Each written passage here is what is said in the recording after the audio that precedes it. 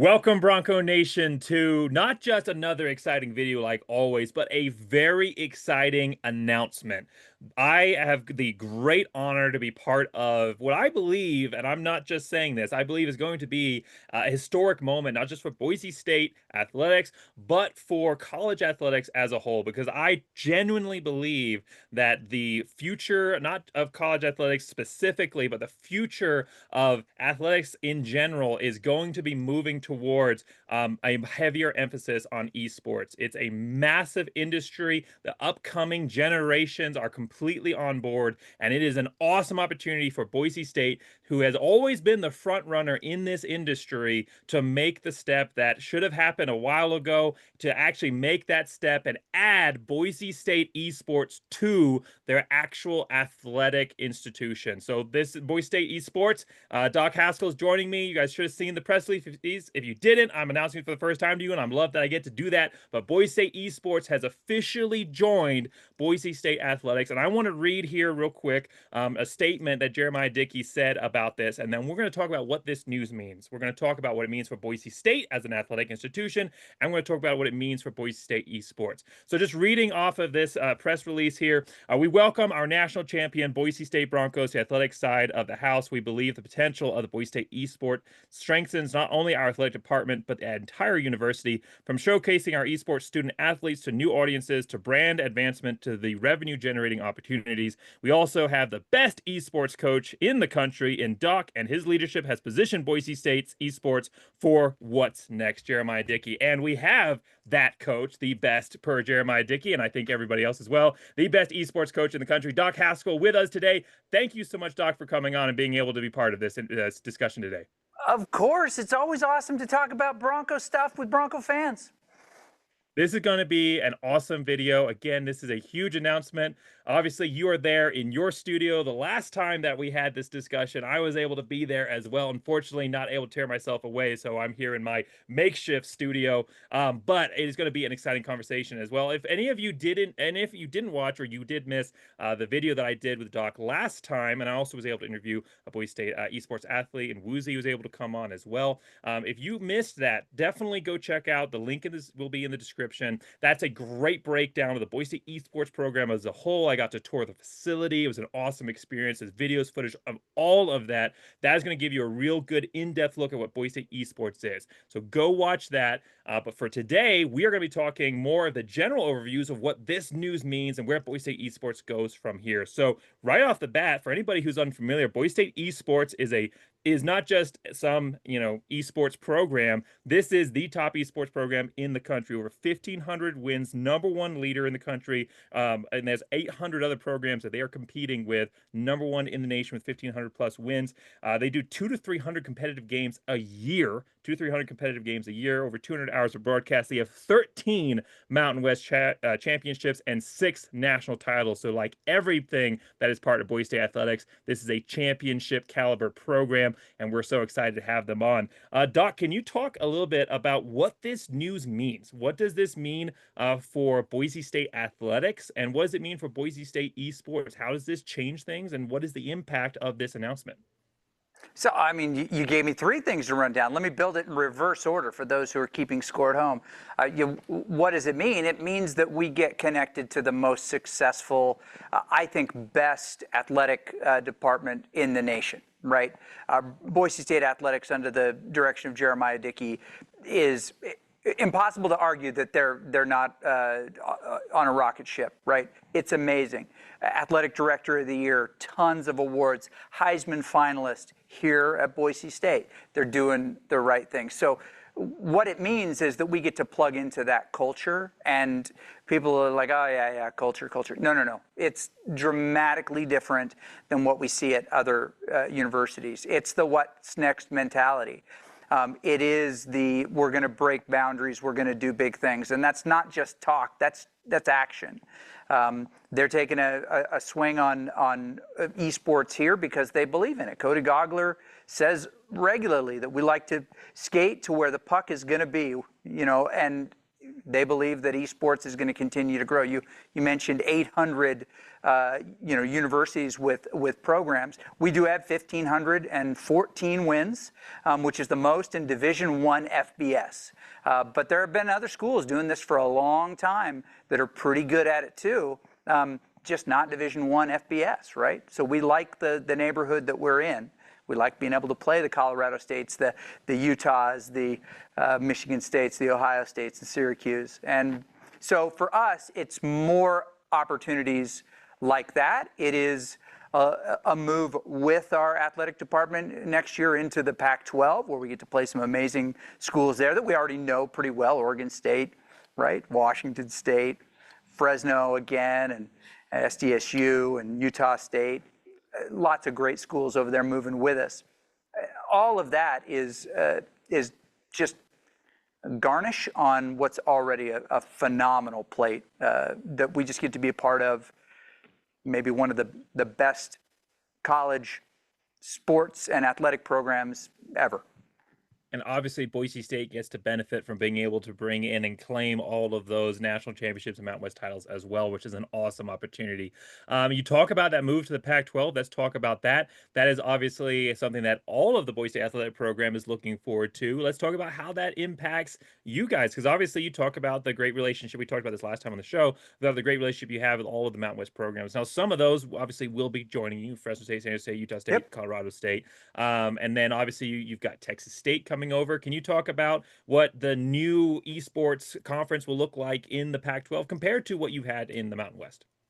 We've had the best preparation in the Mountain West. I mean, Carolyn Henry and Justin Packard, now Nico Roberts, all part of Gloria's Mountain West conference. They've been all in on esports since the beginning, right? The reason we have Mountain West championships is because they have organized and granted a Mountain West championship. So we are incredibly grateful to the Mountain West for just the structure to play under. Meaningful matches, meaningful games, meaningful opponents. I mean, Maryville is a fantastic institution, Division II school with a great esports team. But that match doesn't mean the same as playing UNLV, playing Nevada, right? Facing off against SJSU. Those matches mean something to our Bronco community, and so we're grateful that we've had the opportunity to play in that.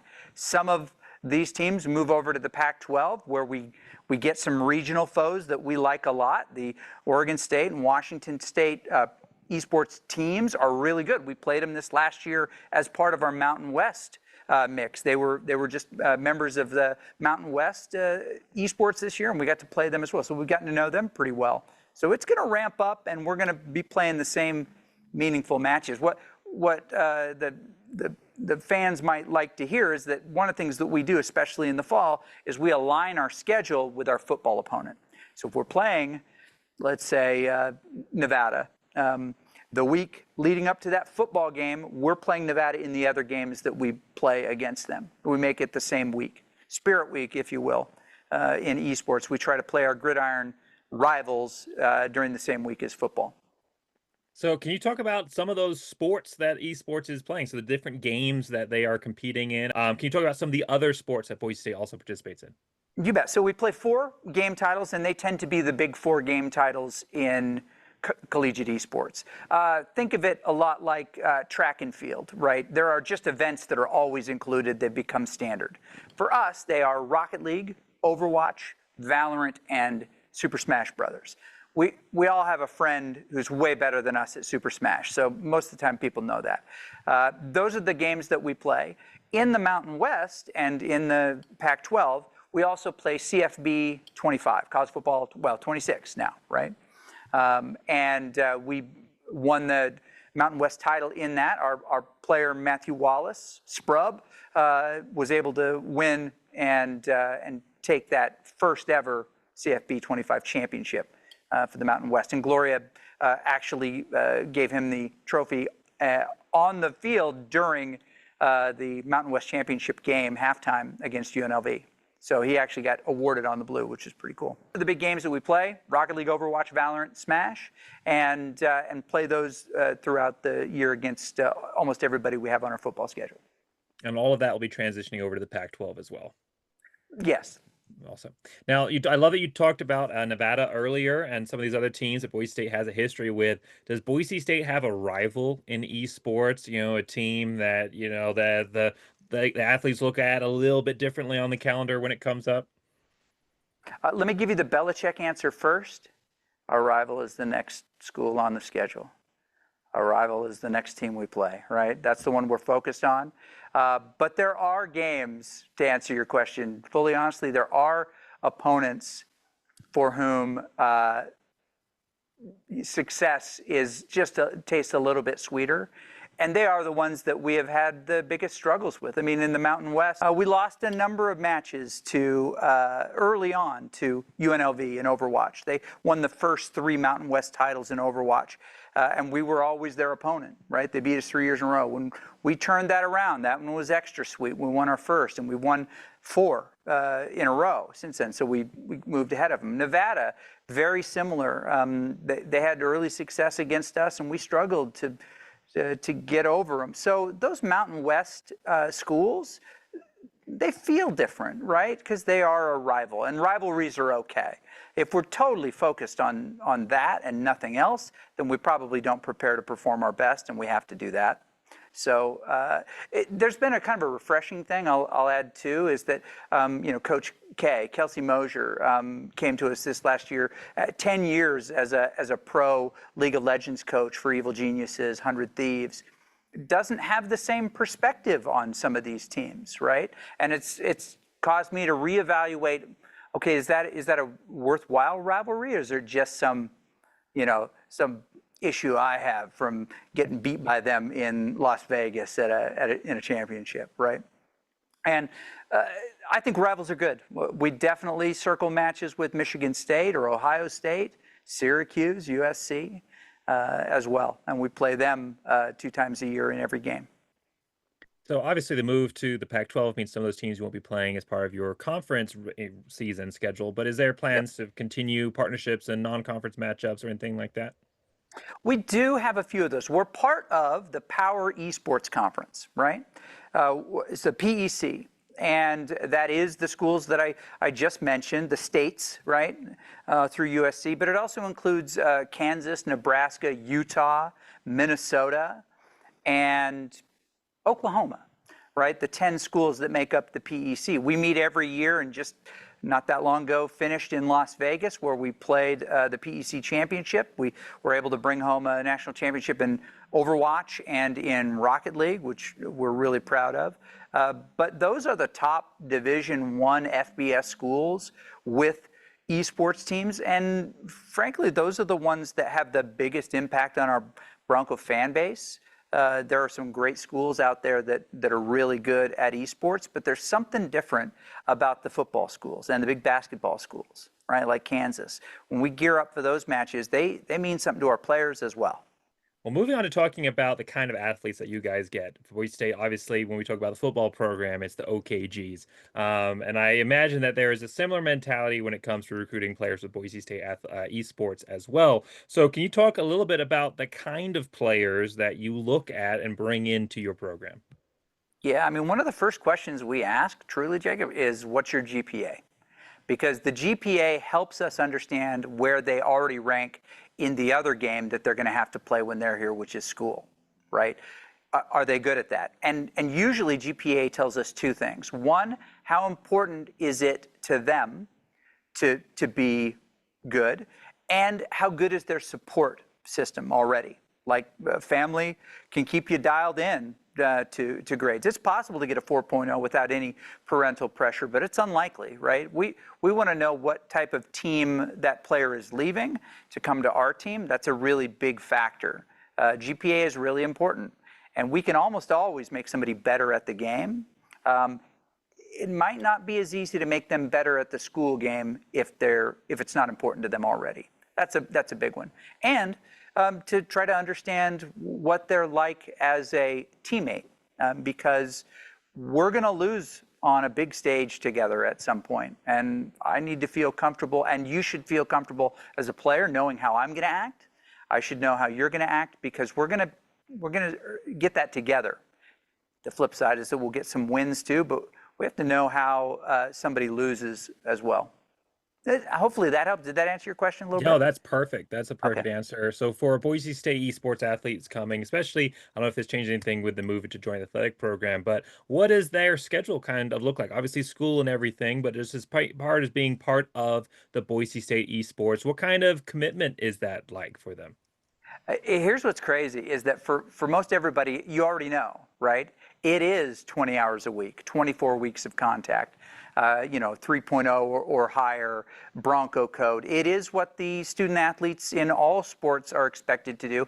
And for us, it always has been. I mean, I can't, it sounds like a broken record a little bit. People don't know what a broken record is. But yeah, essentially, we have been following what our athletics department has done from the start because they do it really well. And we knew that that would be a real value to us, not to try to morph gamer culture into a college program, but to use college culture, especially student athlete culture, and help them see the game in that way.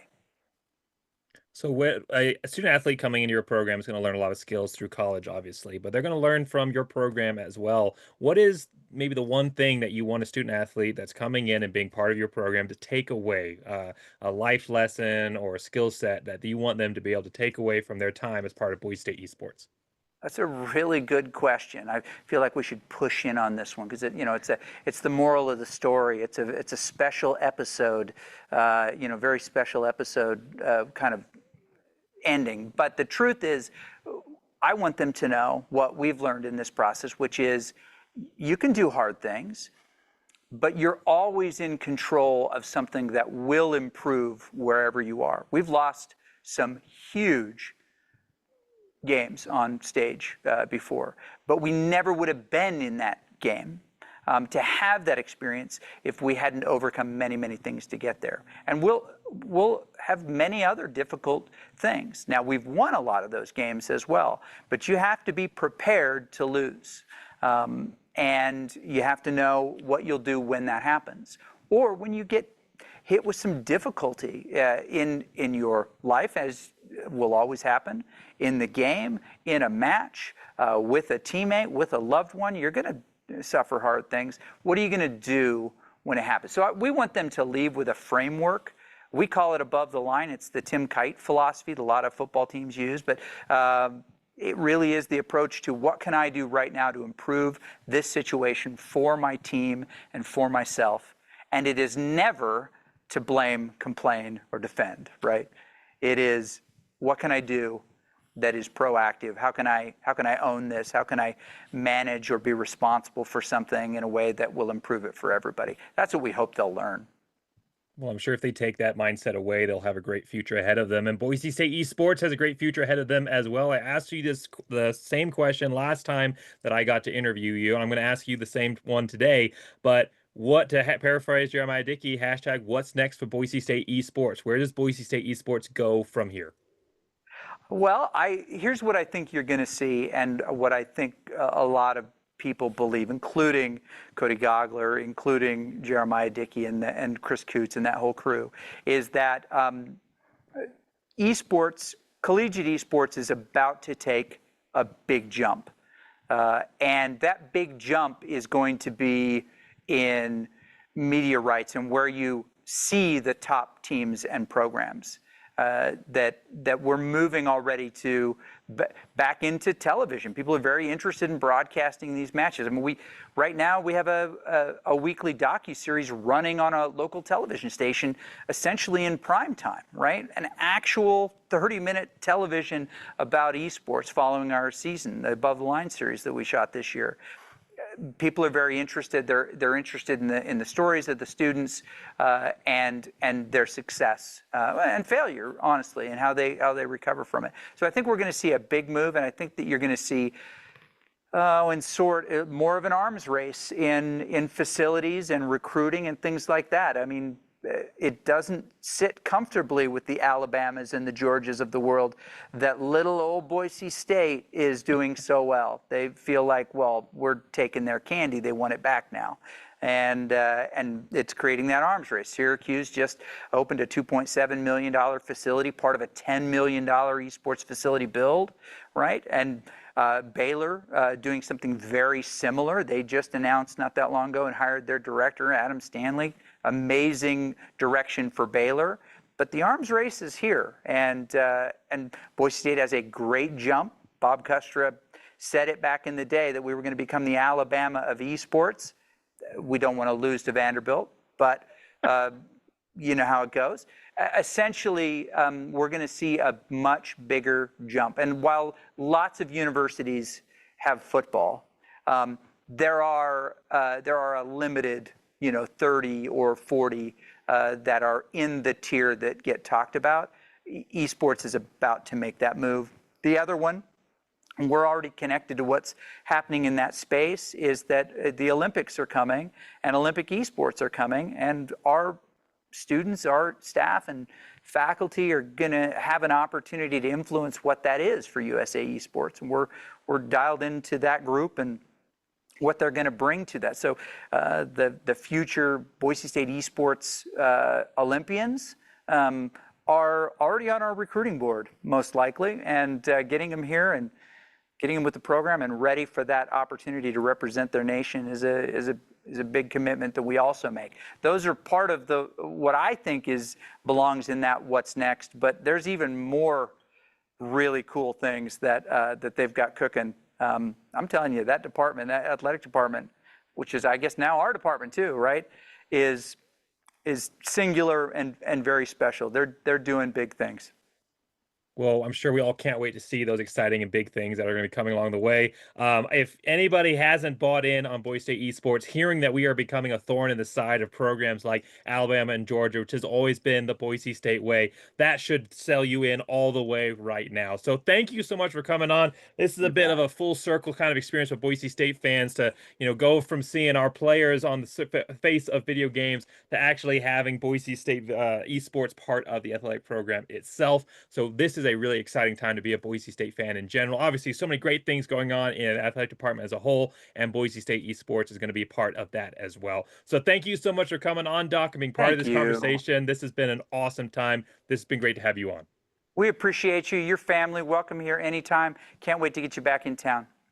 I can't wait either. I'll make sure I stay in touch. And you do as well. Thank you, everybody, for sticking around all the way to the end. Let us know in the comments your thoughts on this move, where Boise State goes from here, your excitement, and also just any other kind of thoughts you have. I want to have that discussion with each and every one of you. Thank you so much for joining you. Thank you so much for joining me, Doc. This has been a great conversation. Thanks, everybody, for watching all the way to the end. As always, make sure you like to subscribe and go big blue.